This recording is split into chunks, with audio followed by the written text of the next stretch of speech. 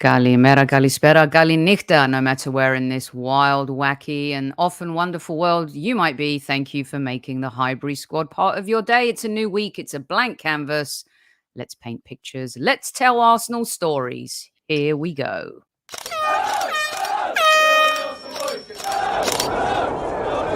Mind the gap between the train and the platform. Please stand clear of the discussion doors. The next stop is Highbury Squad.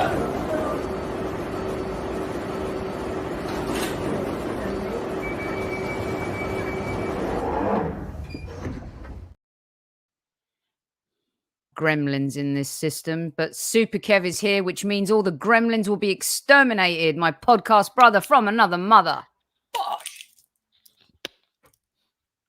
Squaddies, I hope you had a magnificent Monday and it's just about to get better. So, Squaddies, at ease and let's go.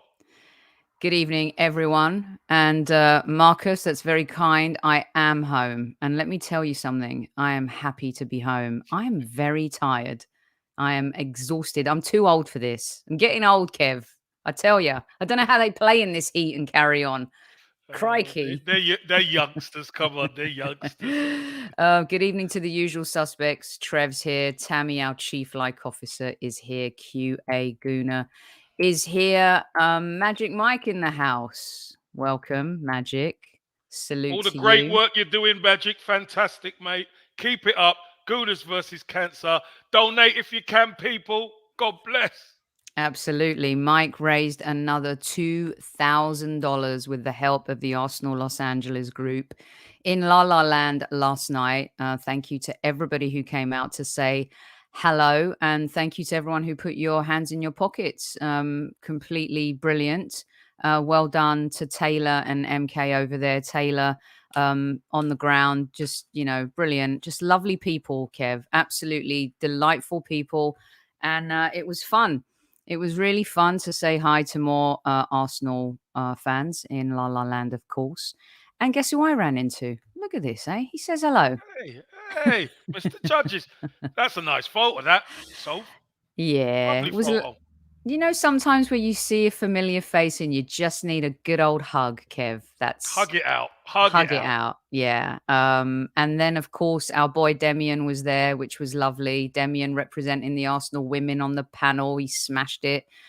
His first panel here in LA. And Taylor right there. Well done, Taylor, for all your hard work. Paid off, and you put on a really lovely event. And so thank you so much for having me and the Highbury Squad in your backyard. And well done, Magic. You can keep donating, of course. The raising never ends, it continues. And very proud of Mike. And also, Kev, he made an appearance on the Friday show. We played your video. Thank you so much. Lots of great answers from the squaddies. And everyone was shook because they hadn't seen Mike do a show in a long time. So they got GQ Mike. And the transformation. He looks well, doesn't he? I did watch it after. He does look really well, Magic does. Yeah, we're very proud of him. Speaking of very proud, Kev, not so proud moment. If we could just get this out the door first, I'm not going to have to mention it and talk about it. Don't fight each other. Okay, there's enough fighting in this world. We need that fight on the pitch. Never mind in the stands. I mean, it's sad to see. It was not I just good. don't like. Listen, we're on the up now, guys. We shouldn't be fighting each other in the stands. No. And you know what? This is the prime example of drinking all day. I'm not making any judgments, but I'm just saying I've been there when you start on the sauce early and it gets to later on and things start going a little south, Super Kev. So just Someone be careful, say the wrong please. thing and there's a reaction. Yeah. So that's all I have to say. And as our good friend Fergus from Guns and Yellow Ribbons, stay off the Bud Light. Oh God. Oh, Kev, what is happening? It seems like people are angry and nothing's really happened yet. So my Monday Madness top 5 talking points for you. Mr. Tom Canton will join us in about half hour for another round of Spend, Stick, Sell. You're going to want to hang around for that. Kev, it's too early to call this a disaster. No, is it too early to? I mean, I love the look on their Hold on, faces here. hold on. Excuse me. How how's we gonna call it a disaster? It's been there 30 seconds. I mean, why is everyone getting so upset? Yeah, because it's Arsenal. What do you expect? If Arsenal make a signing, he's got to be incredible from moment one. No, what the manager's gonna do, he is going to listen. He's going to experiment a little bit. And let's be honest, Soph, we should have been clear in that game. We should have been clear. We had the best chances to start with. If we go up, the game changes. But you know what happens when you don't take your chances? When you don't take your chances, and not like us making two mistakes like we did, we pay the price. It's gonna listen. It's gonna happen in the season, let alone pre-season. Mm-hmm. It is what it is. So listen, I believe the manager's gonna experiment again against Barcelona, Mm-hmm. and I think he should. Why? Because players need minutes. This is what pre-season's for. Because you know what, Sophie? When we get to that first game of the season, if there's an injury and a player hasn't had the minutes, what is the fan base going to say? They're going to say, Mm-hmm. well, that's what pre-season's for. Everybody should get shared minutes. Mm-hmm. Crazy. Manager Mikel Arteta, do what you're doing. Give everybody the opportunity to play. Get the minutes in their legs. And then I think from the Monaco game, you're going to start to see everything take shape. Yeah. I mean, look, we always talk about how no game against Manchester United is friendly, and I said that on Friday's show. I always want to beat them, even if it's trying to fight out of a paper bag. But you know, it's so funny how a lot of teams get forgiveness for new signings. And look, it's three major signings that we've made. Two haven't quite got cooking yet, but one has everyone feeling giddy. And before we get to Havertz a little bit, I wanted to switch it up, Kev, because look, you always say, I was doing a segment with BBC Radio London, Aaron Paul, just before we came on, and I was explaining to him what you say about the weight of the shirt, and he's like, he came from Chelsea, he's won the Champions League. I said, it doesn't matter. I said, when you go to a different club, different culture, different vibes, the expectations of the world are on top of you. He is under the microscope. That guy is going to get scrutinized every time he farts. You know what I mean? So and explain again, like, yes, he's played at Chelsea, different pressures at Arsenal, Kev, and especially when he's coming from across the other side of London, there's going to be some intensity. Bergkamp took a while, Pires took a while, Henri took a while. I mean, It's going to tell the take a folks. little. It's going to take a bit of time because it's a new team. It's a new system. Players have to start to understand each other, where you like the ball best, how we're going to play with you, different permutations, different players playing in different. So it's going to take a little bit of time. And you know what? The Arsenal fan base are usually very good, but lately, obviously, because we're getting closer to where we really want to be, there's no patience Hmm. in anybody anymore. But that's what preseason's for. Preseason is to try things, to try and understand things. And the most important thing, Sophie, is this. He came from a Chelsea squad where his confidence was on the floor. Literally. Different is coming to Arsenal where the confidence is quite high. Scored a goal, a couple of games ago, which was great. But he still needs to get into a rhythm. And it's Hmm. very difficult to get into a rhythm when you play big part here or 45 minutes here. It's hard to get into a rhythm. Are Arsenal playing their full side? No, not at the moment. So we're going to find that out very soon, aren't we? We're going to find out when it is the full side, who's in, and then we're going to be able to go from there. What do you think of Raul's comment? And there's a few. Xhaka's bite was missing. Lots of softies in this Arsenal team. I totally disagree. We don't have. Do you think Gabriel's a softie? Saliba's a softie? Listen, Partey's a soft kid. It's easy to turn around and say that. But again, because Man United ended up getting stuck into us and we lost, so of course the fan base are going to say, they're going to look at all, oh, we didn't do this and we missed Xhaka and da this and da that. No, the fact of the matter is, the game comes down to whether you take your chances or not. That's the bottom line. If Arsenal take their chances, Arsenal win the game. The fact that we didn't and we made two silly errors, which, do you know what? They're poor errors, and I want them out of the system now. Get it out of your system now. Gabriel, you was first class last season. Ramsdale, you were first class last season. Made a couple of mistakes. We move on, right? Mm-hmm. But to say we lack a bit of that, no. Not having it. Not having it. What one bit. I have to agree with that. And patience. Let's not, that's why I said in the title, be nice to Rice. And, say Kai Havertz and Declan Rice, need the time, like Kev has said. This guy hasn't really needed much time at all, Kev. We spoke on the show. There's a lot of talk about him disrupting the team in a good way, the same way Uber disrupted taxis for some people. Let's say the way Netflix disrupted the film industry. He can play, right? He can play. We know where he can play. What a player. What have you seen? And I feel like he's inserting himself into the conversation pretty quickly, Super Kev. He is. And you know what else, Soph? He's adding a different dimension to what we do. We know what Ben White can do. Ben White can go up and down outside of Saka, etc. Scored a couple of goals last season as well, which is good. But I seriously think Timber on the ball is a better player than Ben White.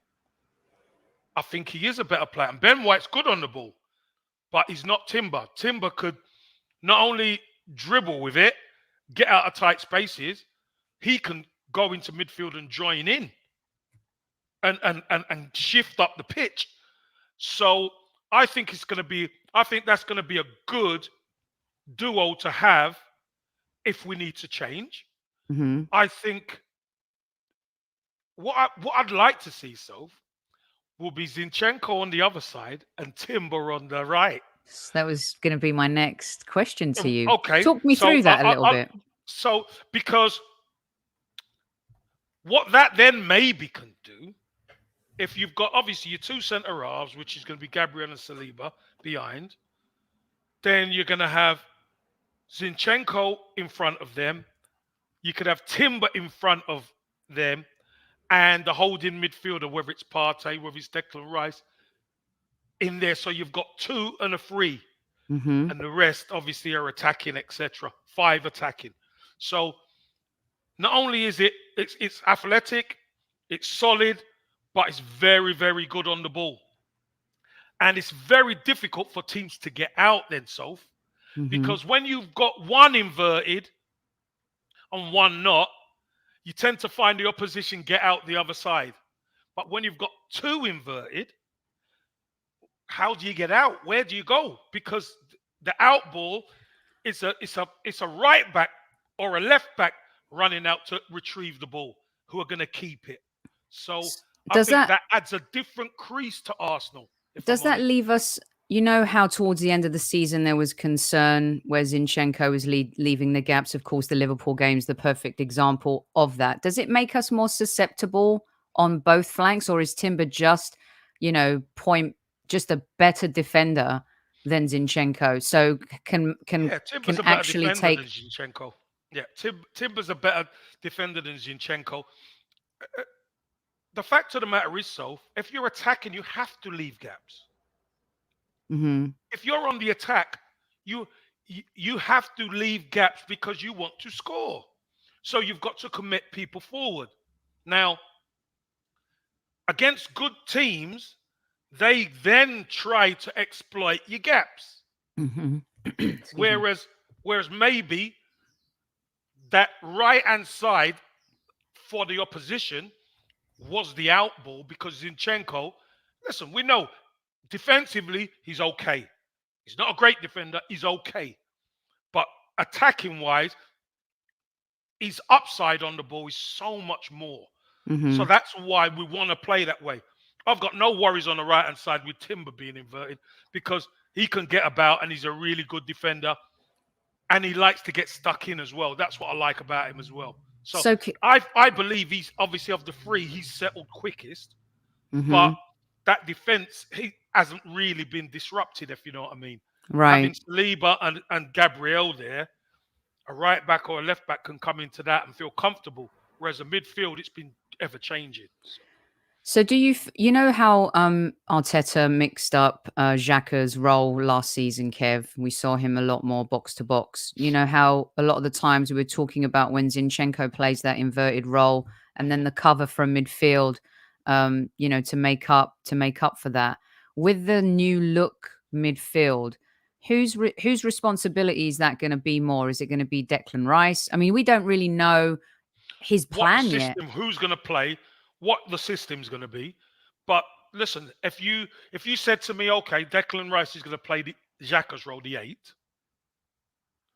then Zinchenko plays another massive part in that Hmm. solely because of his ball retention and his ability to pass forward and pass forward with quality. So Hmm. that's going to then allow Declan Rice the opportunity to be able to get forward. If it's not Declan Rice, Kai Havertz. Zinchenko playing is key to Kai Havertz. Why? Because we know when Xhaka, for all that he had a great season last season, a lot of that was down to the way Zinchenko moved into midfield to release him to move forward. Hmm. I thought that helped Xhaka immensely. That helped Arsenal immensely win games. And I believe at the top end of the pitch, Havertz is a better player than Xhaka. Defensively, maybe Agree. not. Agree. Definitely not. I think Xhaka's better, obviously, as a midfielder because he's been a central midfielder. But as an attacking force, we've got to try and get that balance right for Kai Havertz's sake. Because if we're going to be dominating teams, and a lot of this goes maybe not against the big six, so to speak, against teams who tend to bank up against us, I think Havertz is going to play a big part in how we unhinge teams. So, Kev, Timber's played in a three for the national team, Hmm. right? What scenarios do you see? I asked you this a couple weeks ago, but now we've seen three games, definitely two games with Timber. Really, I think has that Lisandro Martinez esque type of play, right? I think okay, people are going to say I'm wearing my rose-colored glasses. I actually think he looks like an even better player than Martinez, and even more, versatile. Mm. Can you see a scenario? Is it going to be depending on the opponent versus, of course, it's always depending on the opponent, but can you see us adopting something just because sometimes you sign a player, he's so brilliant or ends up being so brilliant, you play to the advantage, or Mikel just stick to kind of what's in his mind in terms of how he wants this team to operate overall? The impact of a player, I guess I'm asking, when maybe he was even better than you thought. Mm. I think when you sign a player, you watch videos of him and you see him.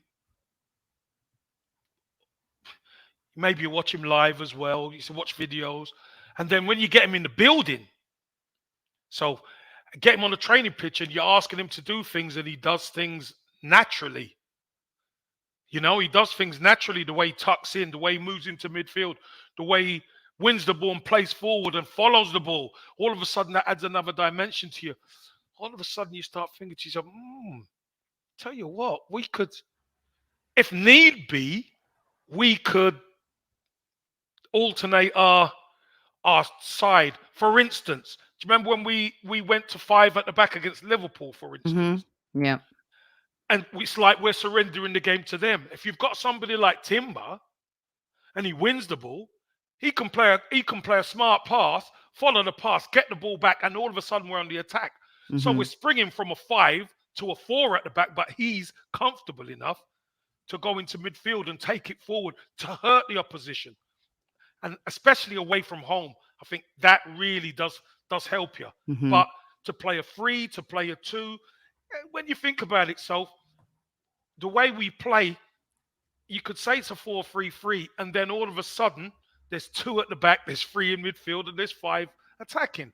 So these systems do change. Formations are just right. What formation we're playing. The key is the players make you versatile, and Hmm. he's definitely one of those players who will make us versatile. Yeah, very excited about him and fun to watch. Plays with joy as well. He's one of those players, a bit like Ian Wright, and you guys just always had this smile. You love, well, you always look like you were going to kill someone, but yeah, I mean, I'm really excited to see Oh, Timber's listen, journey. football's a hard sport. It's a tough old sport, and you've got to enjoy the moments when your moments come. But Sophie, football's hard, and that would have hurt Arsenal losing to Manchester United. Never want to lose to Manchester United, as you know, even at Tiddlywinks. Yeah, So the fact of the matter is it back to the drawing board? No, it's not back to the drawing board, but it just goes to show everybody wants Arsenal's scalp again. for sure. There's no doubt. There's no doubt about that. And I'd rather the hiccup now than the hiccup against Forest at the start of the season. All the hiccups. I'd even take a hiccup in the Community Shield. Although there we want to lay a gauntlet, but Well, here's the thing. Up until then, you can experiment, but that's a marker for us, isn't it? So the Community Shield is a marker for us against the nemesis, which is Manchester City. hmm, So we need to perform. It'd be lovely to win it. Um, be just nice to beat them, yeah, just to give a little bit of confidence. And I know it's only pre-season because the week 6 days later season starts, but just for the mentality to do a number on them would be good.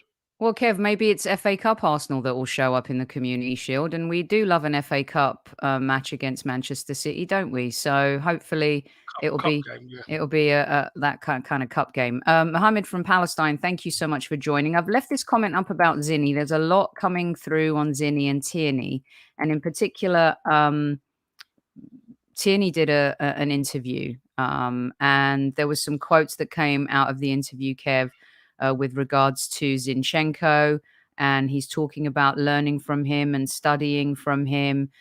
Some fans worried about Zinchenko not being fit, and it's funny because I mentioned it on the show to you. Everyone's saying, "Well, Tierney's fit, and he's fit because he hasn't been playing every game." Mm, There's a big difference in massive. terms of so I just wanted to get your take on Tierney's comments. And you've always wanted him to stay. You've always felt that, he deserved his spot in this squad.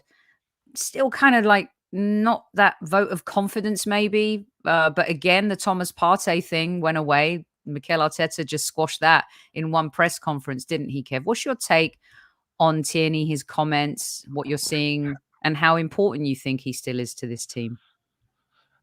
Hey, listen, I think Kieran Tierney is important. I think there's a hell of a lot of games we're going to have this season, so and Kieran Tierney is a valued member of the squad. The key is squad, not if you've got players in a certain position where there's two or three of you, the manager's not going to give you the vote of confidence Hmm. because he knows he's going to have to rotate that spot. But where Thomas Partey plays and how influential Thomas Partey's been, squashing that, you squash it straight away. Because if you leave that one open, Thomas Partey could then say, well, you got asked a question. He didn't. Me, so I'm off, Hmm. So that's maybe something that the manager, like I said, everyone's different. You don't treat people the same, but you treat people fairly. And I think it's been fair on Kieran Tierney that the club keep him because if he goes anywhere else, he's only going to make the opposition stronger. He's not going to make them any weaker. He's going to make them stronger. Hmm. And he's in our building. And like uh, has been said, Mohammed says there, Zinchenko, Ziddy's had a few injuries and it hasn't been all hunky dory. And Kieran Tierney, I thought, performed pretty well against Man United. If I'm honest, I thought he done fine when he was on the pitch. So again, it's a squad game. I don't even want to know a best 11. That's how much of a squad game it is, Soph. I don't want to Interesting. know our best 11. All I want to know is whatever team Mikel Arteta picks can perform to the level and above that we did last season. That's the key to it now. Kev, That's what the key. what do you think of him playing Tommy in that position? Again, is it's just experiment? We know that in certain games, I think the only example that we can really give where it was solid was against Salah, right? Some fans have No, we fallen out played of there a love with. couple of times last season. He done fine last season. And again, Soph, this is the difference. And I know, listen, we don't like to play the what if game. I Uh, love playing the what if game. You I know hate you playing do, but I don't. it. But the the the, the difference with winning and losing is taking your chances, right? We win that game and Tommy's played, all of a sudden nothing gets leveled at Tommy. Do you understand what I'm saying? Hmm. Tommy comes off, Kieran comes on, and Kieran has a good half. Tommy's had a good half, whatever. I think the key is to try and get minutes into these guys. We saw Tommy, who was it against at home? Tommy came in at home last season. We thought Kieran Tierney was going to play. Tommy came in and done fantastic. Moved into midfield and played really well there in that kind of Zinchenko role from left back. So Hmm. he can do it as well. He's two-footed. He's tenacious. He's tough. So again, you know, Mikel Arteta's he's got all the ingredients. How do you like your gumbo? Do you know what I mean? So how do you like A little your stew? spicy. How do you like your stew, your soup? How do you like it? The ingredients, what he puts in of every week is going to be, maybe it's going to be to fit the opposition. So Now I want jambalaya. You bad, bad boy, Super Kevin Campbell. well, you I'm going know to have to what? get jambalaya Well, for you know what? lunch. So jambalaya might be incoming. I love it. Let Arteta cook. Rice and Party should play together. Um, I know there's a lot of Balogun. We're going to save Balogun for when Tom pops into the show because I have a couple of questions for him and Kev on that.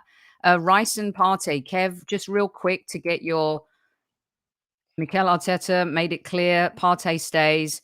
And look, in a transitional time, you don't want, we said, you can't lose Xhaka and Partey, both of them. Are you confident this is going to stick? Partey stays? The gaffer's spoken? I think Partey stays. Um, I think he's essential to what we're going to do. I think that's going to take a lot of pressure off Declan Rice, if I'm honest with you. Somebody who Hmm. knows that position, who knows that, he's played it and took us to second place, took us second in the table. Um, I think that frees up Declan Rice to do other things as well, to be a box to box Declan Rice, which Hmm. I truly believe we're going to need. If I'm honest with yourself, I truly believe we're going to need to that box to I box agree. solely because, and I know Xhaka done it well last season, but I believe Declan Rice has bigger running power than Xhaka. Hmm. Declan Rice can go up and down all day, hardly ever injured. But knowing you've got Partey behind you, I think will make a massive difference. I Yeah. really do. So I think they've got to play together, especially Champions League, Sophie. When you're away from home, you play two. Declan Rice and Thomas Partey sitting in that midfield. Don't even have to go too far forward to start with. Just be solid. Break that down. That box of four: Rice, Hmm. Partey, Saliba, Gabriel. That's a tough box to break down. Definitely agree with that and agree selling Partey too drastic. It would have been like it would have been like a wax, watching a man get waxed. It's painful and it's really just painful stuff. Okay. So before Tom pops in, I wanted to also get your comments real quick, Kev, on Bukayo Saka. I mean, what we need to wrap him up in bubble wrap, okay? Put him somewhere safe until the start of the season. I'm Can't do that fine. now. I would be perfectly happy to not see him play another friendly game before the season starts. Just work out, do your drills, come on for 10 minutes at the end, stretch your legs. Yeah, but that's not real. So I know that's not I'm real. being pathetic. I know I'm being a loser No, here. no, you're not being pathetic, but that's just not realistic. Here's the reason why. Because there's when you're doing just your drills, there's no contact. That's what I And like. I want Saka people to be in a non-contact yeah, sport. but people are gonna especially when you're as dangerous as Saka, people Mm. are they're gonna want to make contact with you. Now, the key is for Saka, he's gonna learn to play quicker. He's going to learn to know when it's coming, when it's not. And I think he's getting there. So, if I'm honest with you, I do think he's getting there. But there's still a learning process to come because he's still only, 21 years old. All that's going to come. I think Saka's toughened up, though. That's one thing I will say. I think Saka has toughened up for sure. Hence why, so we're looking at maybe getting somebody else to help him out on that side. Mm-hmm. You know, Well, that's a perfect segue. You didn't even know it. You just did it. And yeah, Kevin Campbell is a legend. Well said, Taib. What do you want? What are you sucking up for? There's no more coins. No more coins. Actually, there are. There's plenty more to come. Taib might have talked himself into one. He's been very friendly lately, Kev. I don't know. well, listen, Got a list booking. if Taib's gonna be dropping stuff like that, you might just get a coin, Taib. I mean, this one continually runs the wrong campaign for a coin. Your No, last it's the campaign. right campaign. Well, that one is. His comment No, is correct. this is the right campaign. Oh God, who invited this one? Go away. Are you playing with your blow up Champions League trophy over there, Kyle Campbell? Hey, the Okay. season's finished now. Do one. Yes, having not having a great transfer window. Just whatever I could do to have a dig at this point, Kev, because it's not going to last very long, is it? It's the perfect time to bring this filler in. Why not? It's that time of week. Where is he? Let's see. Oh, I just lost him. He's just gone. By the way, he's not interested in coming on. I think Tom's having a technical issue right there.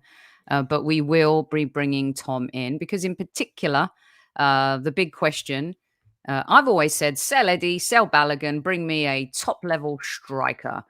Super Kev, it's the conversation that just won't go away. Balogun not helping himself with some of the comments that he's made. He's does he angered Arteta? I don't know, but Arteta loves Eddie, but Eddie, oof. Super Kev, talk me through this a little bit. What are you seeing? I ain't seen much, if I'm honest with you. Are we selling the wrong player? The chance is there for one of these two. I know Eddie's probably in a better position because he was there last season. You know, he was there. He came into the team. He helped the team last season.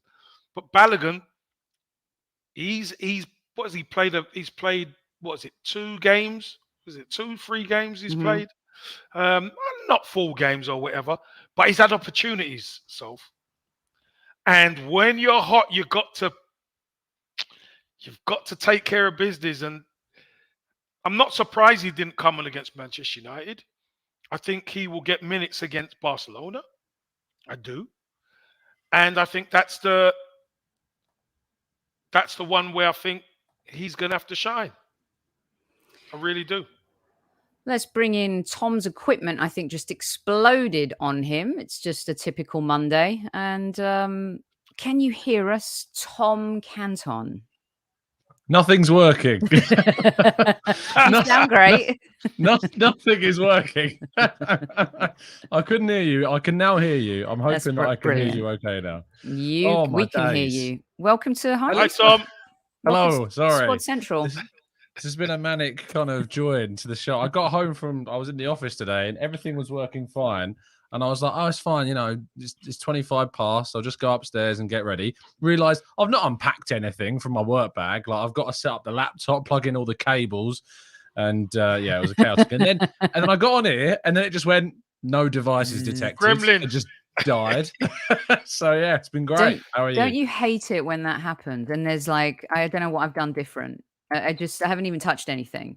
And that's, this is what the kids need to know out there. The frustration of bringing a live broadcast to you, squaddies. Well, he is here. Let's not waste another moment. I was holding off on Balogun Eddie until you got here, Tom. Super Kev's stance on Eddie. He's got a tremendous amount of respect for him. Surprised as well. He'd like to see Balogun get more minutes. Is it a shop window thing? Are we protecting the sale? Talk us through it a little bit. I'd like to sell both and buy someone. But after meeting and speaking to Eddie, I kind of feel bad about that. What's going on? What's the real deal stuff happening on the ground with those two?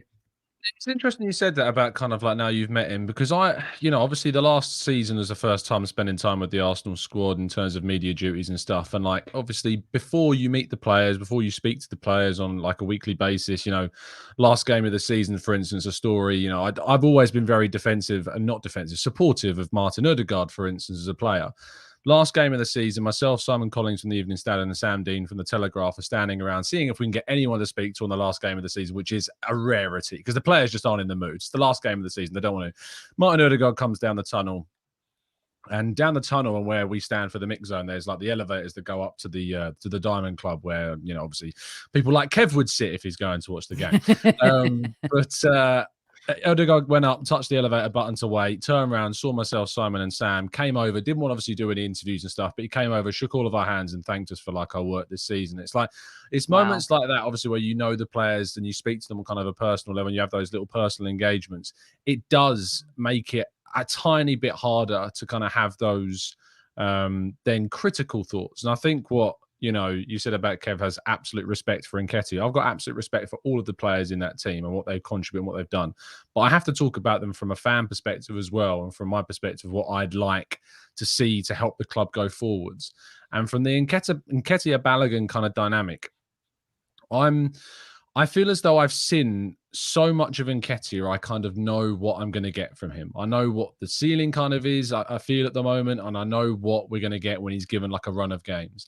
He did well at the end of the season before last, and he did well during the period last season where Gabriel Jesus was out. But Leandro Trossard came in, and I thought our output, our overall performance actually improved with Trossard in that centre-forward role over what Eddie Nketiah provided.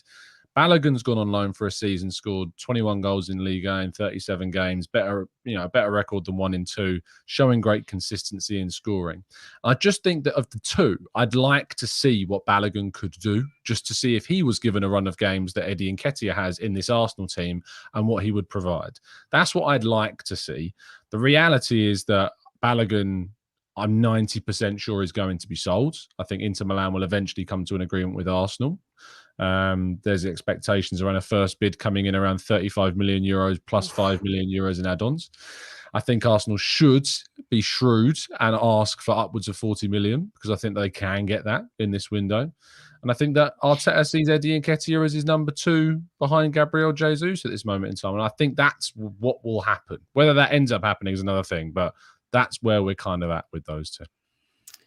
Kev, when I spoke to Eddie, I asked him about the pressure of stepping in for Jesus, because let's be honest, that's probably the most pressure he's been under his entire career, to come in for a player who became a cult hero instantly, changed the way we played, added a work ethic, and he was just infectious.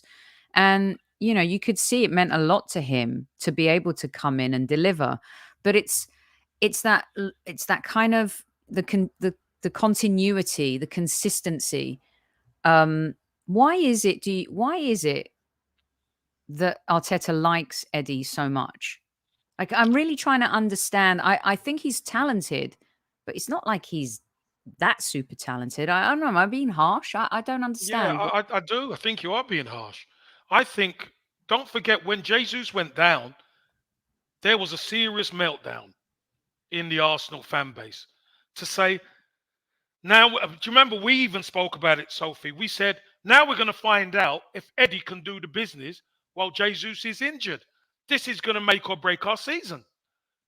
And to be fair to Eddie, and yeah, he wasn't prolific come the end of the stint, but we didn't lose any traction while he was there. And here's the thing. We're not talking about a player who is going to be a starter. I think this is the problem. You do need squad players who are happy to wait their time, and if an opportunity comes in a cup or whatever, they can go in and do the business. That's what we're looking at. And then now we're looking at, we don't want to be too connected to the players because Mikel Arteta's got big decisions to make, Soph. If at the end of the day, you said to yourself, I'll tell you what we'll do. We'll get rid of Eddie. We'll get rid of Balogun. And we'll go for a big name striker. I don't think anybody would argue. I don't think any Gooner will argue about that. So at the end of the day, I think it's just a matter of what the manager wants to do. Because I seriously believe the manager, like what happened last season, it's goals by community. He wants goals to be shared out. He's going to expect double figures from Kai Havertz. If the others perform how they did and you get an extra 10 goals from Kai Havertz, all of a sudden you're in business. That's my only issue. I don't think the manager wants to just be that end product of a striker. I get it. Lone Star. I disagree with this. Tom, I think Eddie's last really good game was when he scored that last gasp winner against Man United at the Emirates. I think that was his last impactful. Am I wrong, Tom? Is that that's what sticks in my mind the most when I think of Eddie Nketiah's last real contribution. You know, this is someone that had 18 sub appearances and scored no goals, and he's the number 2 striker. You know, he's good when he's, you know, I think he contributes really well when he plays consistently from the start, but he's not going to be that at Arsenal. And so if you are going to be the number 2, you have to be someone that does deliver in those short moments. You know, he talked to the Beautiful Game podcast at the end of the season before last, where he said, you know, I'm not being given the opportunities. I'm being expected to come off the bench a little bit cold and come in and score and perform. And it's like, I have sympathy for that. And then you were given a run in the side where you had something like 11, 12 games, but you did only score 4 goals, and 2 of those were in one game. It was a big goal, and I was really appreciative for the big goal he scored against Man United. But to win titles, to go far in the Champions League, you got to be ruthless with your squads. And I look at Man City as obviously the comparison. Their 2 striking options are Erling Haaland and Julian Alvarez, you know.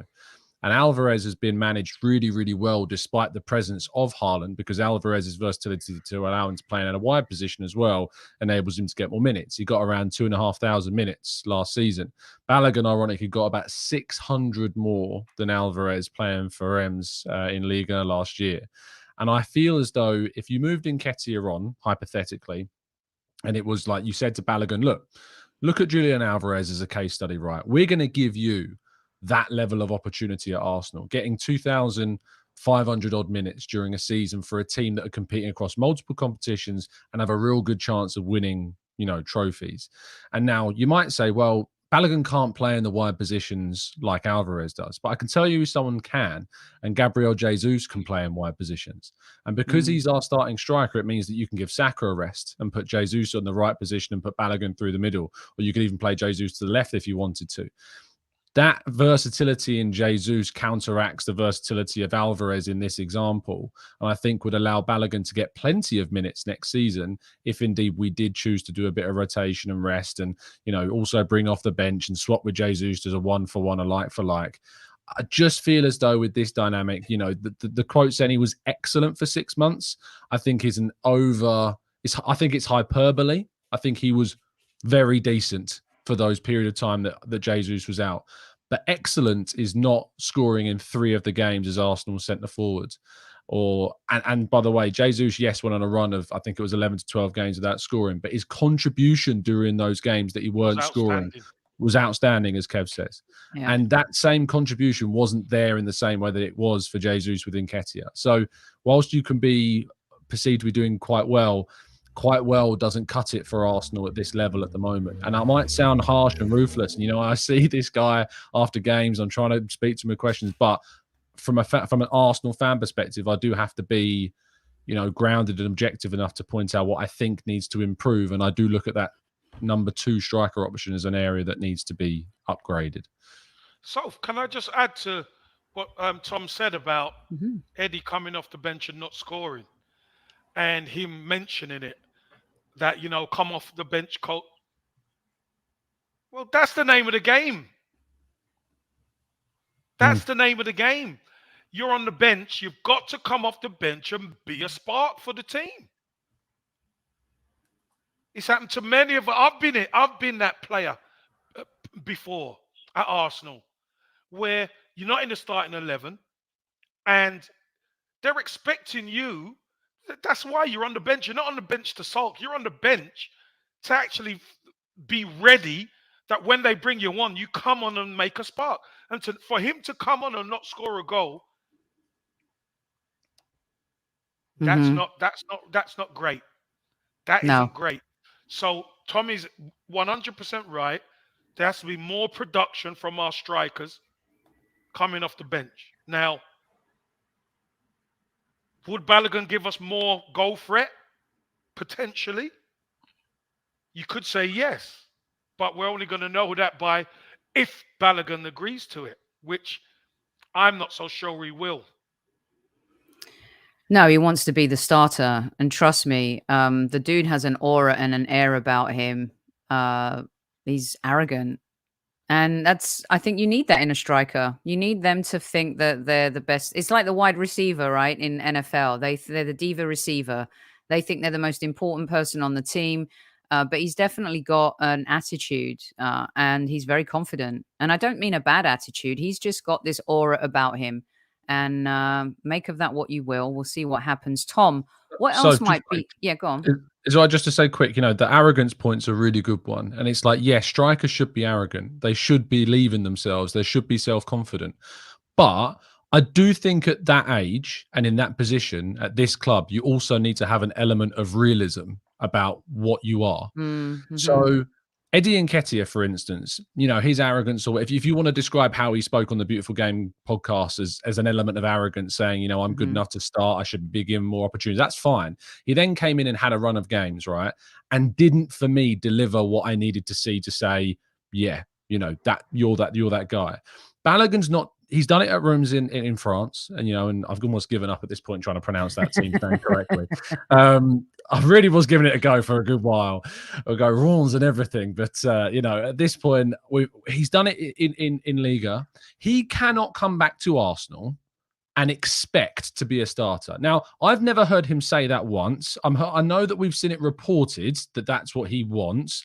I've heard it reported more so that he wants more guaranteed minutes, not guaranteed starts. That's the way I've interpreted kind of the reports more so.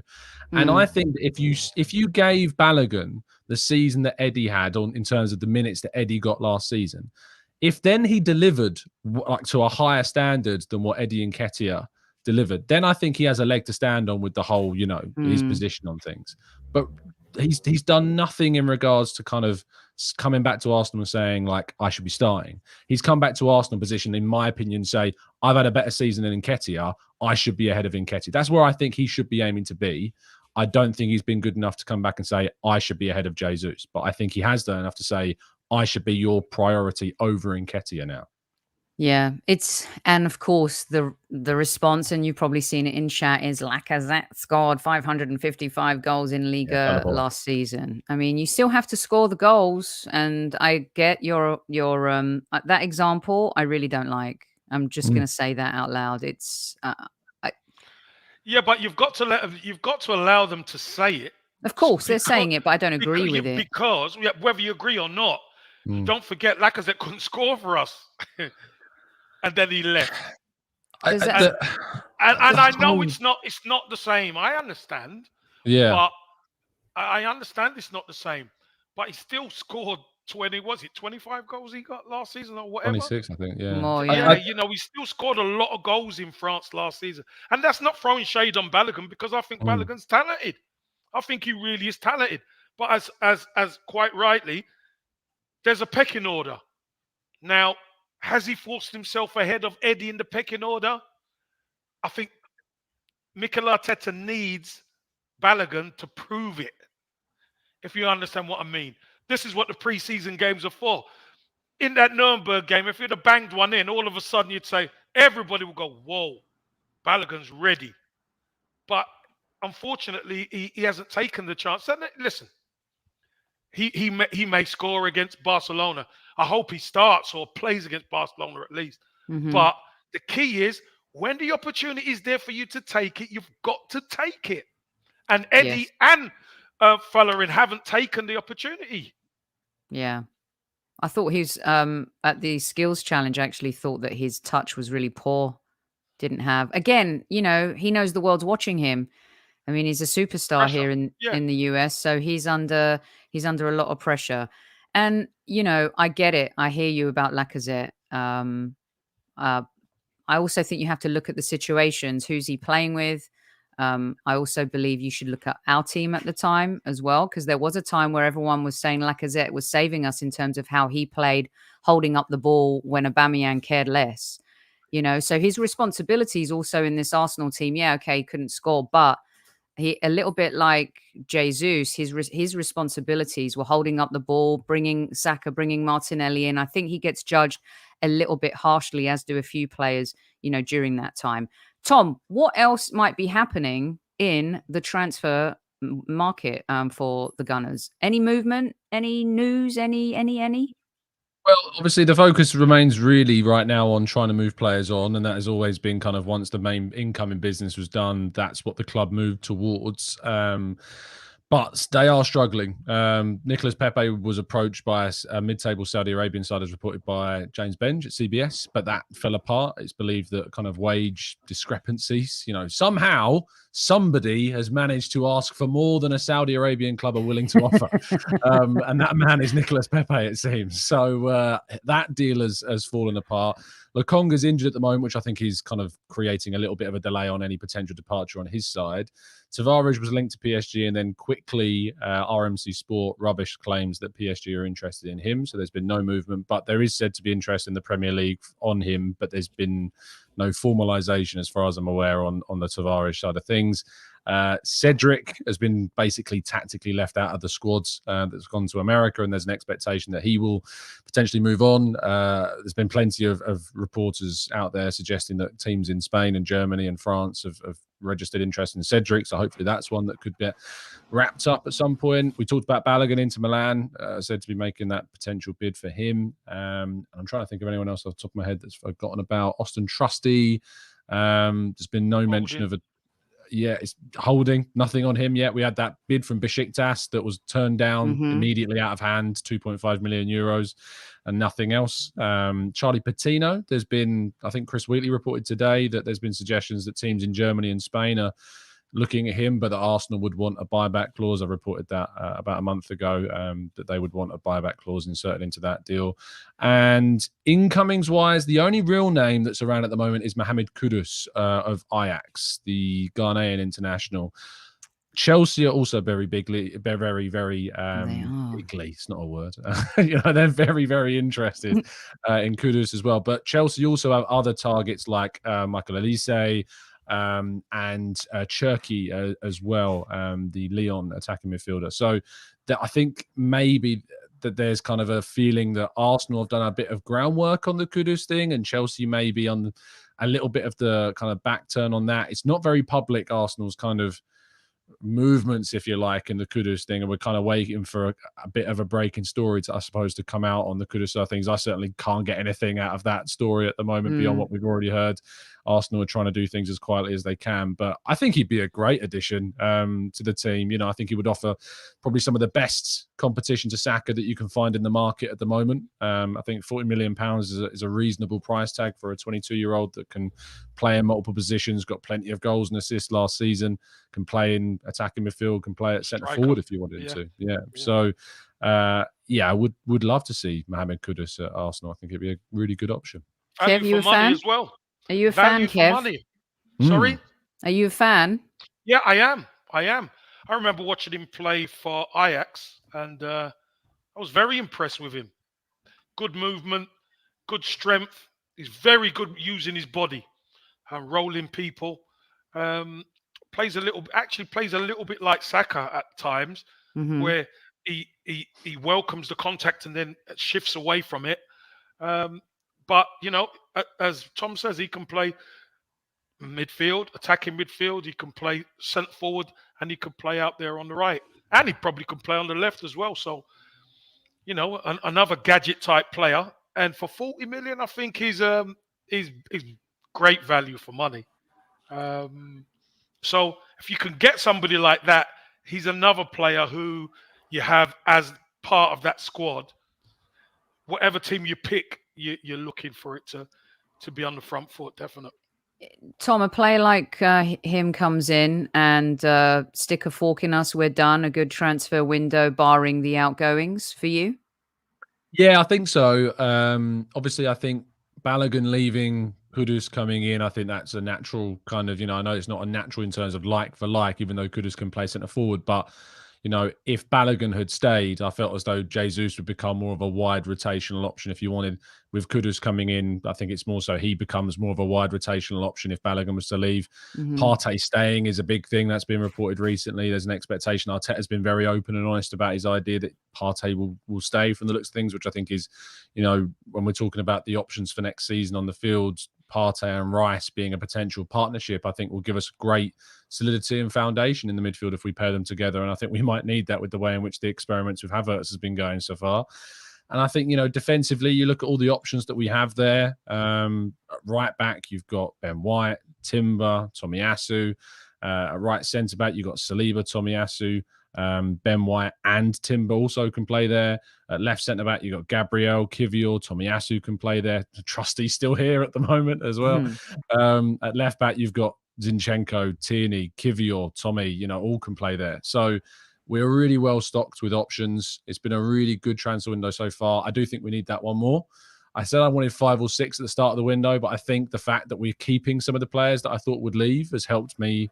Not only the fact we've kept some players, but someone like Timber who can play right back and right-sided centre back, and Kudus who could play centre forward and right wing. I think that means that we don't need the 5 or 6, and maybe 4 with the right amount of outgoings and the right amount of players kept would keep things in the right place.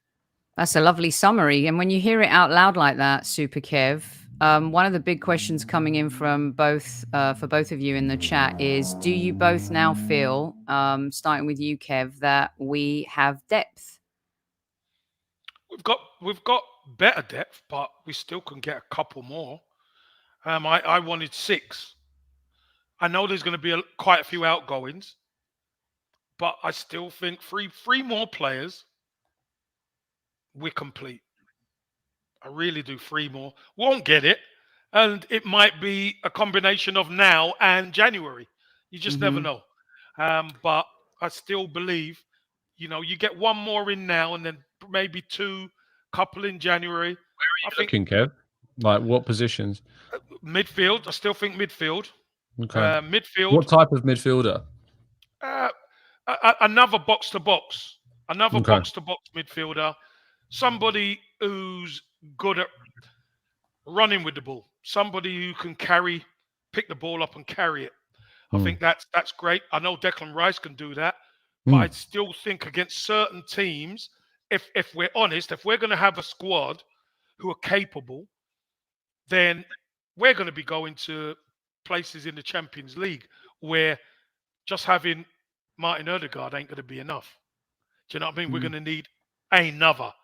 And you're going to maybe have to have a bench, a really strong bench, and rotate a little bit. And then you've got a game on the Saturday in the Premier League, and they're all must-win games, aren't they? So an attacking midfielder, a winger, and ultimately a striker. I would love a striker, but again, I don't think Mikel Arteta, that's a priority for Mikel Arteta. You're getting this a lot, Or Kev. else we would have got one. You're getting this a lot in the chat. Emil Smith Rowe's the ball carrier, no? Yeah, he is a ball carrier, but here's the thing. I got asked about who's my 3 I'd want. So I told them it's not about replacing ESR because, again, the squad dictates who plays. ESR's looking good. He looked sharp when he come on. He's going to get an opportunity. It's another one. I hope he gets minutes against Barcelona because we need to see him. He needs minutes. He's got minutes in the under-21s, won a title. And then now, you want to be able to see this guy. But you've got to be able to play with the discipline. You know, there's certain factors that you've got to be able to play with. If you're going to be playing in the 8, you're going to have to stick your foot in. And that's maybe one of the things that isn't ESR's best trait, getting back and getting stuck in. But as you see, opposition are just lining us up to try and take us out. So he's going to have to add that. Yeah, I get it. I would sell him too, by the way, Strife and Clock Orange. But again, another player that Mikel seems to like. And according to some fans, has played decent minutes on this tour so far. A great accent that was. So. Thank you. Thanks very much. They want to know what's happened with the Lavia situation, Tom. Is that dead? Is that gone? Is he off to Liverpool? Or? I always thought that the deeper midfield option was a very predicated on Partey's future. And with Partey staying, I think that the Lavia situation. It's also worth bearing in mind that despite reported interest in Lavia, there was never any kind of real movement from Arsenal. There were suggestions that on the players' side, there was some discussions, and I'm not surprised because I think he shares an agent with Bukayo Saka.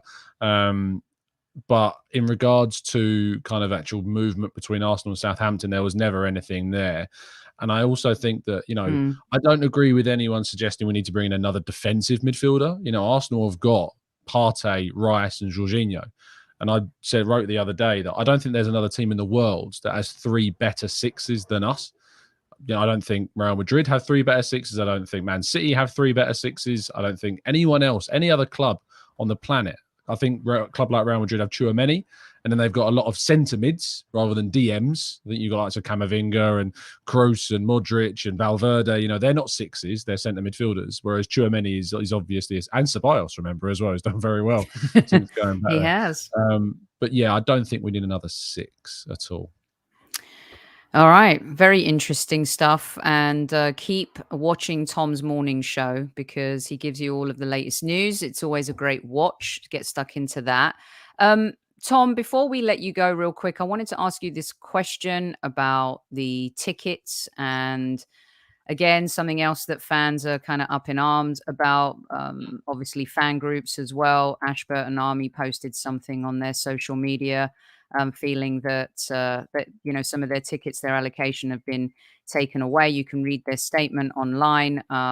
Seems that other fans as well, whether you're a red member, whether you're a silver member, become a member. Even your kid needs to be a member to get a ticket.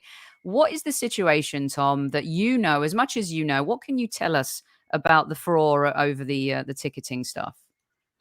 Well, from the Arsenal side, because I did a bit of digging on this and I did obviously a big article speaking to supporters about their experience of the ticket system last season. And through that and the work of a lot of other people that did a lot more work than I did in kind of contacting the club and seeing what would go on, it's led to the club changing the ticket system. Because the big problem with the ticket system last season for people was that the demand was so high that, you know, people couldn't get tickets. Now, there is a harsh truth to this, and that's that when Arsenal are doing really well, the demand is going to be higher, and the reality is it is going to be harder to get tickets. Yeah, that is the truth.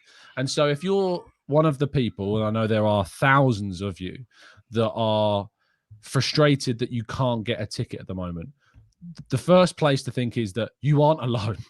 You know, there are thousands of people like yourself that would love to get into that stadium, would love to get tickets and can't. The issue this season has bled more so because of what happened last year and with people waiting in queues for hours and hours and then not getting anything. The way in which they've tackled this is to create what they're doing is a ballot system.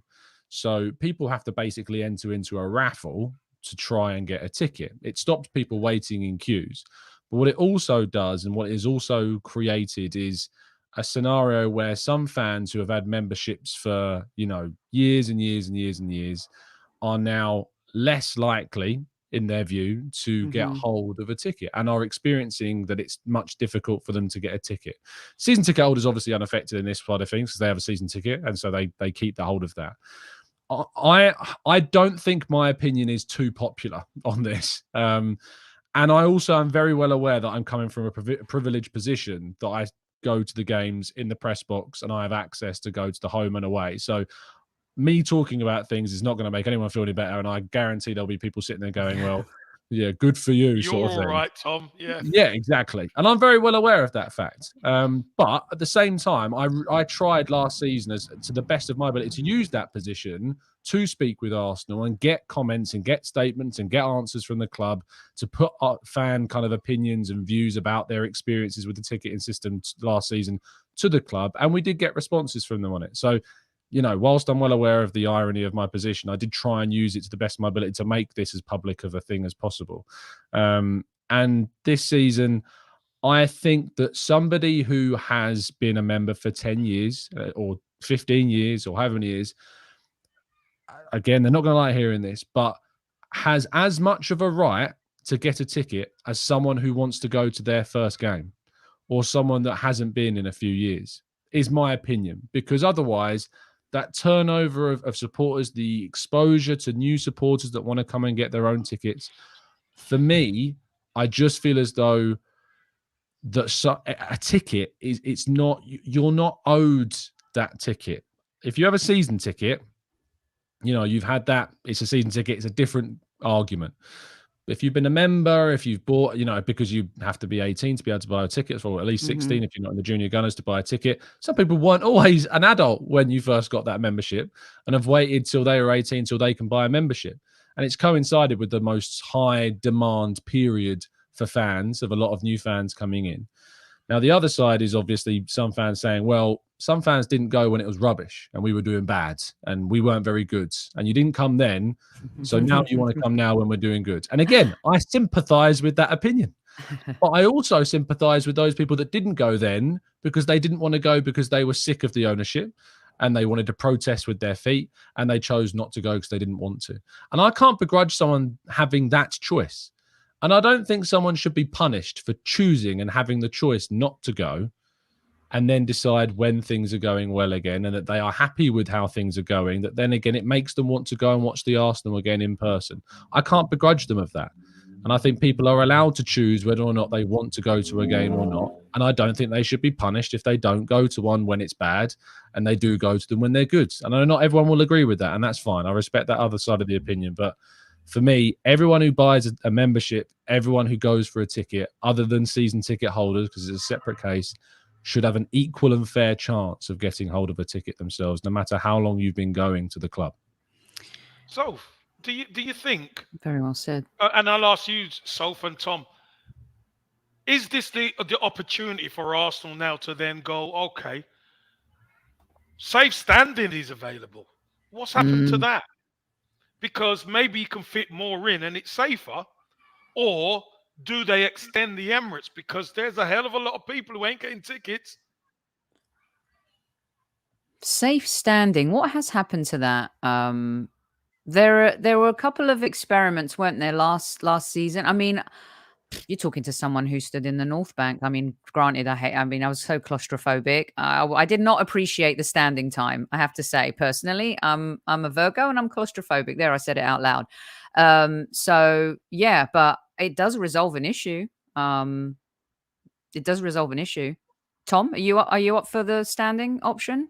Does it resolve an issue? If it could be implemented safely, I don't see why there's an issue. You know, it's always going to be that question of safety, and if they can implement it safely. You know, a lot of the North Bank stands throughout the entire game anyway. Other areas of the ground you're told to sit.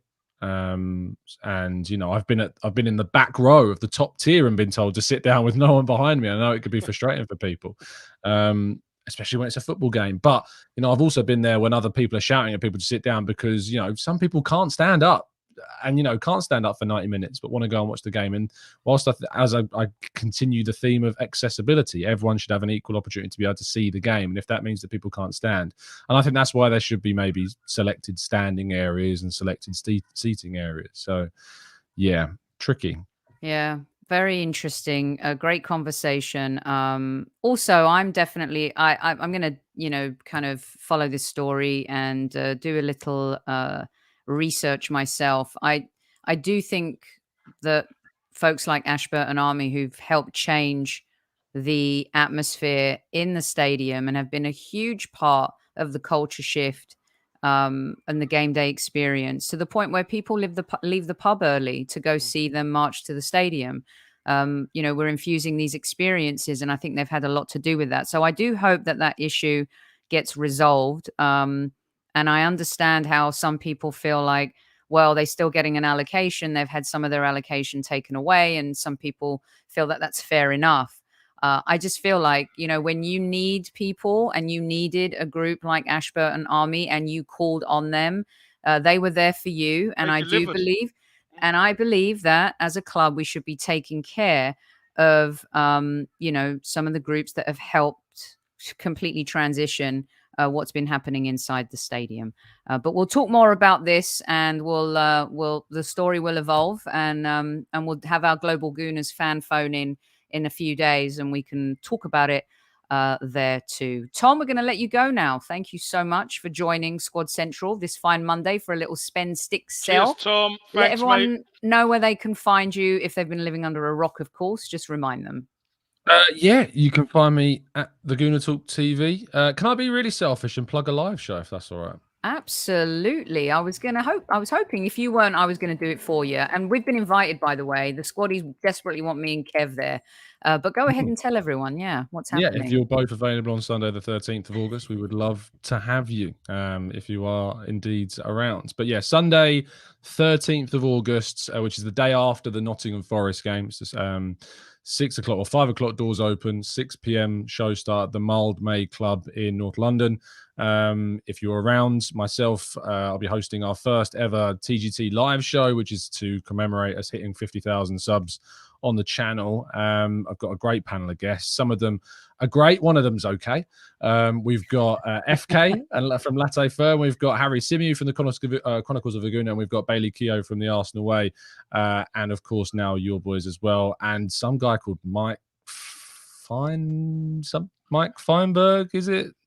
I don't know him. That guy. I know a guy called Magic Mike, but I don't know a guy called Mike. That's what Feinberg. you mean. Magic Mike. Yes. Semi-Magic Mike. No, not semi. That's a bad word to put in front of Mike. You won't. Oh gosh, you've just opened Mike. up Pandora's box now. But there is half of him now. He's half. Now. Yeah, exactly. He is semi-Mike. Semi-Mike now, isn't he? He's semi-Mike.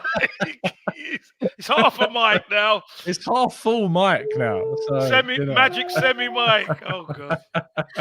Oh, my God. Myself, Mike, Harry, FK, and Bailey are going to be live at the Mildmay Club. If you want tickets, they're available. If you just go to any of the recent videos I've done and you go to the video description, you'll be able to find a link to them there, or on my pinned tweet on Twitter at the Google Talk TV. Thanks, Sophie and Kev. Always an absolute pleasure. Top class, Thank you, Tom. Thanks, always classy. Take care and get your tickets to the event. Don't miss out on that. Take care, mate. We'll see you soon. Bye. That's Tom Canton with his segment Spend, Stick, Sell right here on Monday Madness. Good stuff from Tom. Good segment, that. Great stuff. All right, Super Kev, I've got one more for you before we depart here. Did you think Man United were a bit dirty yesterday, by the way? I had that down to ask you. How dirty should players get in a pre-season? So as dirty as they need to be to win. We done it. I'm telling you now, we done it. And sometimes you got to get physical with the opposition. You have to get physical with them. And let me tell you something. Saka was having the run of the game, wasn't he, early on? Then all of a sudden, Martinez must have said, right, I've got to stick one on him because I don't want him taking over this game. And he stuck one on him. He tried to stick one on Odegaard. Odegaard jumped in, and it got the heart rates going because Man United see us as serious. We see them as serious as well. Remember, these are the teams who finished second and third in the Premier League last season. That it means a lot. So, how physical do you get? You get physical as you need to win. Man United Mhm. weren't holding back off us, so and they never will. Bruno was up to his old tricks as well. Oh, yeah. He was up to his old tricks, but God, I can't stand that guy. you know what, Sophie? Say that out Here's the loud. beautiful Sorry. thing. Pre-season's one thing. Let the season come, because we play them early, don't we? We play them early doors. We do. So that's going to be a different kettle of fish. Let's see how things go then. We owe them up there after what happened. I was at that game, as you know, last season. We were. You were there too. You were working the game, weren't you, Kev? No. Oh, you were. I was in the guest. director's box. That's right. Yeah, I was with the away fans. Oh yeah, I was in the director's box, and I was kicking. after I was kicking people that were looking behind. Oh God, it's Kev. When Martinelli scored, and then the referee came over and disallowed the goal. See, little things like that as well, Sophie, unhinged us last season. Yeah. You know, that you look at that, and you look at the goal against Brentford. That stood what shouldn't have stood. You know, you look at little things like that where technology never worked for us. It worked against us. That could have made a huge difference. That was very early, Kev. And what I liked about that, we went on a run after that loss to Manchester United. You know, you talk about get the hiccups out early before the season starts, of course. Mikel Arteta learned massively from that match too, didn't he? He made a lot of subs in that second half. Too much change maybe at that point in the season for this team.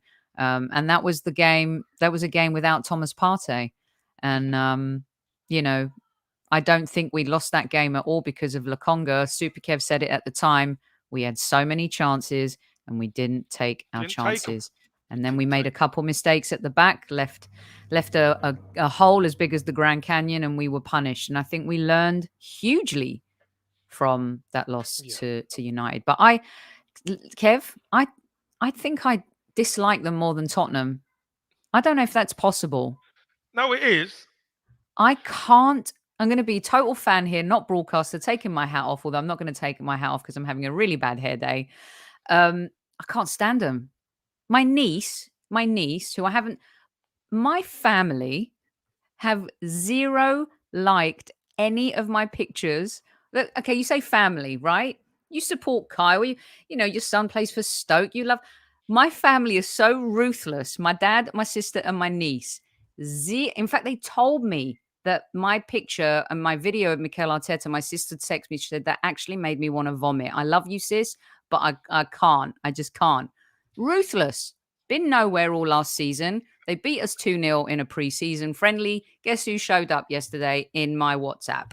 Yeah, my family and my sister, my niece. Well, hey, listen, your family show up. Do you know what, Sophie?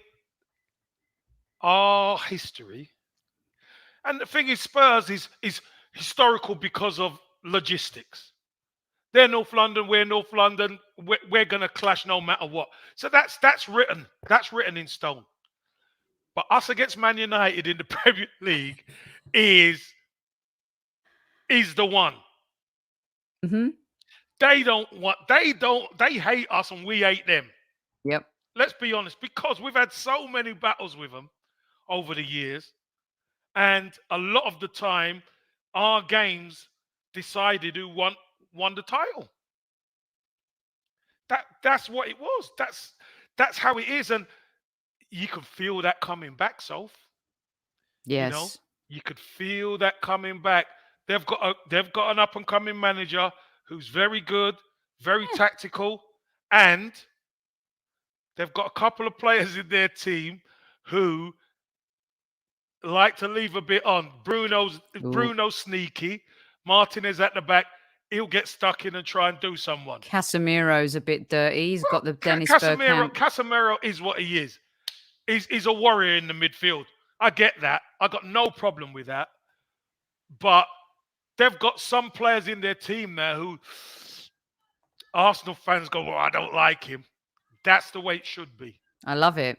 I really do. And you know what? I am going to war with my family this season. I'm saying it out loud. I will take them on. I will take all of these family members on. And I hope that we are the ones who are victorious. Getting my nerves all of a sudden. Gosh, I hate fans that just come out the woodwork, Kev. Where have they been? I think that's it. We've done some Rice, we've done some Havertz, some Timber, some Tierney. Of course, we've talked about Bukayo, Partey, some ingoings, outgoings. We've had Super Tom Canton on. And you guys who make the show tick. Super Kev, what else do you have to say to the squaddies before we depart? Anything you need to get off your chest before you close the show? Not really off my chest, Soph. It's pre-season. Do not panic. Pre-season is for one thing and one thing only. It's to get players fit for the 12th of August. Yes. Yeah, there's games and the games we all want to win and that kind of thing. But the key is you need to get your squad up to speed as best you can. And that's what we're going to try and do. That's what Mikel's going to try and do. And he's going to try and, within that, he's going to try and bed players in. Doesn't happen straight away. And that's why sometimes, because it's Man United, there's a little bit of a meltdown. We need this, we need that. No, it ain't broken all of a sudden. Let the manager cook. Let him do his cook and make his gumbo or jambalaya, as Sophie would say. Let him put his ingredients in and let everybody start to work each other out. That's the only way we're going to get stronger as a squad. And we will get stronger as a squad. I can tell you that for nothing. Once everybody's fit and raring to go, watch us go. Yep. And next game you could see your beloved Gunners is against Barcelona on Wednesday night. Kickoff, I think, is at 8 local time, which means 4 a.m. for you folks in Europe and in Asia a little bit, kind of like that morning kickoff as well. So, yeah, it's going to be fun. There's going to be a press conference tomorrow with Mikel Arteta and probably a couple of Arsenal players. If I get anything from that, of course, you guys will be the very first to know. I believe there's a birthday somewhere in the house. Yama, it's your birthday. Many happy returns. God bless. Happy adventures. God bless. Happy birthday to you. And stay tuned for other live shows coming up. Super Kai will be back soon. So look out for an announcement on the Total Football Show, which will be returning at some point. Super Kev is out next week, aren't you, Super Kev? Yep, I am away, so I will have to see you in 2 Mondays' time. 2 Mondays' time. Mm-hmm. How are we going to cope without Super Kev for 2 Mondays? I tell you, we'll cope, and I'll let you know a little bit more about that show in the coming days and who will be my co-host for the evening. I think you guys will be excited and you'll look forward to that. Super Kevin Campbell. That's all I've got. I got you. We talk football. Don't panic, everyone. Enjoy the summer. Remember to go outside. Wait till you see my sunflowers. I'm going to put pictures up. Kev, they're taller than me. Before I left for Washington, they're about yay high, and now they hey high. I love my sunflowers. Makes me smile. But you see, Sophie, just like anything, you gave them time. You gave them a bit of love, a little bit of time. You gave them some food. And then all of a sudden, they grew. That's what we've got to do with this squad, guys. It's never going to be perfect straight away. So we've got to give them the love. Don't melt down. Give them the love that they need. Get behind them. Because you know what? We want to build. We want that title. We're in win now mode. So, do we have a better squad than we did last season? I think we do. We still need a couple more, of course, but I think we're a better equipped squad this season. So, come on, guys, don't be down about anything. Be positive. Hand on heart. We know who we love. We love the Arsenal. And it's time to go on August the 12th. not in July. August the 12th, Nottingham Forest, 12:30. That's the one. And the week before, yeah, you know what? Of course we want to win the Community Shield because it's the first gong of the season, so to speak. So Love look, it. let Mikel Arteta cook, let him season, let him do what he's got to do, and then we could have jambalaya and rice. There you go. Ooh, lovely combination. All right, everyone, that's it. That's all we got time for. We gave you 1 hour and 25 Summer Madness minutes. I got my minutes in today. I hope Balogun gets some minutes in on Wednesday. And until then, Super Kev. Super Kev. Listen, squaddies, love you. Tell your loved ones you love them. Reach out to people. Be kind. And always spread love. At ease, squaddies. Sorry, Go on, Kev. Soph. Go Can't on. let you go. I had to put this up. All right, rest in peace, Trevor Francis. Kev, I had to put it up because he's a player that even no matter who you supported as a kid, just real quick, there were two players that I loved. It was Trevor Francis and Kenny Dalglish, superstar players. My hair's gone up just thinking about First Trevor Francis. First £1 million player. He was an absolute lovely man. And, it's only 69, Soph. So young, Kevin. Only 69. So, again, another thing, and not only that, Soph, a gentleman. Everybody speaks so highly of him, was a really good manager. And unfortunately, obviously, we took both cups that year against his Sheffield Wednesday team. He was a very good manager, capable manager, and a good friend of the show, John Arks, I'm sure, is a bit cut up about that, what's happened to him. So, fair play to all the Sheffield Wednesday guys, Carlton Palmer and the guys who played with him, played for him as well. So, I've got to say, rest in peace, Trevor Francis. And also, get well soon, Shaka Hislop, because that was scary. You're seeing what happened with Shaka, where he collapsed or fainted or whatever it was. It didn't look good at all. And I believe he's okay. And I've reached out to make sure he's okay. But I'm sure he's just convalescing and making sure he's taking it easy. But guys, tomorrow's not promised. Believe you me. Tell your loved ones you love them. Like I say, we keep saying it. Hand on your heart. Spread the love and take good care of yourselves, everybody, because nothing is promised. Trust me, nothing. Well said, Kev. You reminded me on your outro, and I had to ask you and put up a picture for an absolute legend, Trevor Francis. Our condolences and love go to his family, all those who worked with him and all those who loved him. We will see you soon, everyone. Until then, at ease. At ease, squaddies. At ease.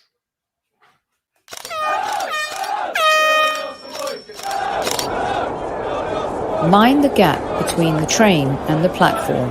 Please stand clear of the discussion doors. The next stop is Highbury Squad.